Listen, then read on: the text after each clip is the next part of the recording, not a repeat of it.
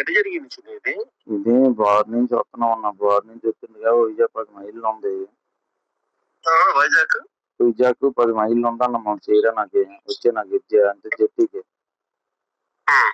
వచ్చిన 10 మైళ్ళ నుంచే బోల్తా కొట్టేసింది బోటు.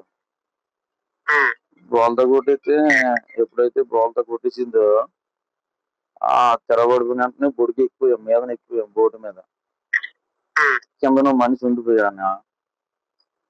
కింద మనిషి ఉండిపోతే ఇంకా 6 ఉన్నాం కదా, 7 వెళ్ళాము, 6 ఉన్నాం.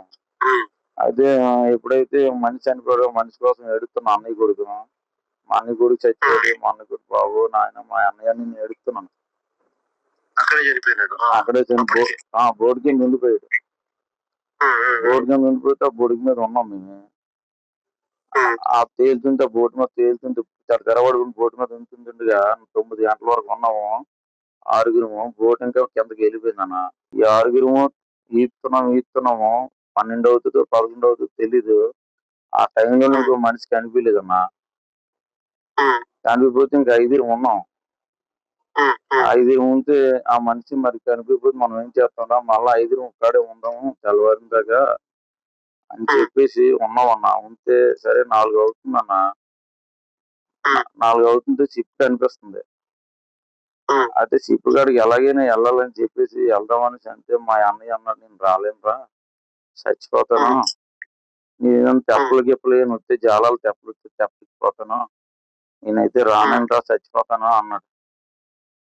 చచ్చిపోతాను అంటే ఇంకా 4 ఉన్నాము. అయితే ఈ మాట్లాడుతున్నావు ఏటనయా, నువ్వు చెప్పినోడు పెద్దోడు అంటే లేదురా నేను చచ్చిపోతాను, నా కాళ్ళు తిరగబడిపోయి నన్ను ఎదలపోతాను రా అన్నాడు.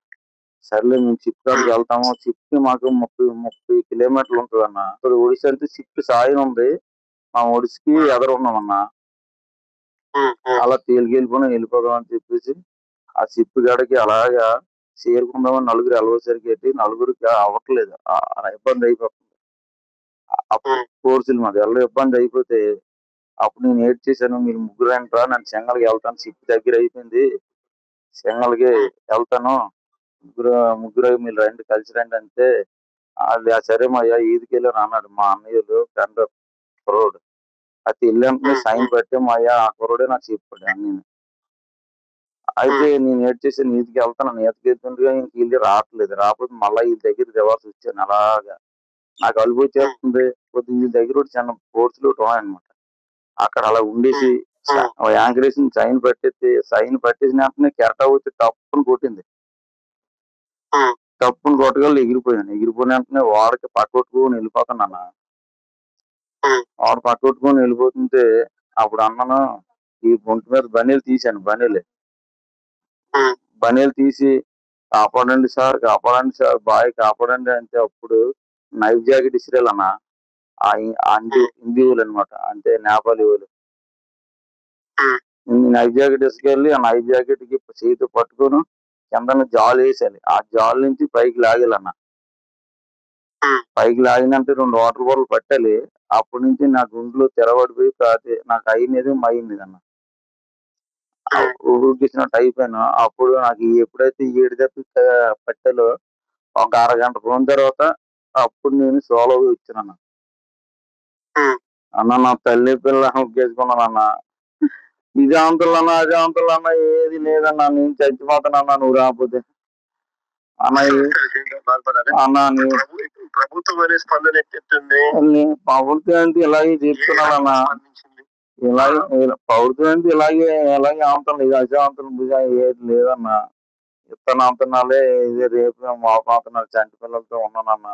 అప్పులు చేసి చేసుకుని ఈ పిల్లలు 6 మనుషులు చనిపోయాలి.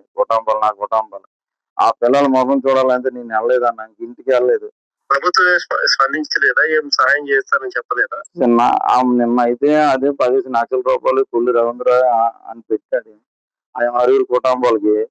ఈ ఆస్తి పరిహారం ఏదో చూస్తామన్నట్టుగా మాట్లాడాడన్న. ఇలాగే చెప్తున్నాను కానీ నన్ను వచ్చి 4 రోజులు 5 రోజులు అయిపోతుంది కానీ ఏది పండించట్లేదన్నా. బోటు ఇంకా మునిగిపోయింది బాబు. 50 లక్షల రూపాయల ఆస్తి మునిగిపోయింది బాబు. బోట్ అయితే ఏమీ లేదు. నేను అప్పుల్లో ఉన్నాను. అడిగేది కూడా కనీసం బోట్ కన్నా ఈకపోతే మన జీవితాలన్నీ నాశనం అయిపోయినట్టే కదా. నాన్న చచ్చిపోతున్నాను. వస్తారు చిన్న ఇంకా అన్నయ్య ప్రభుత్వం మీద ఒత్తిడి తీసుకొచ్చి కర్మ చేద్దాం అన్నయ్య నువ్వు చేద్దాం చిన్న అన్నయ్య చేద్దాం చిన్న అన్నయ్య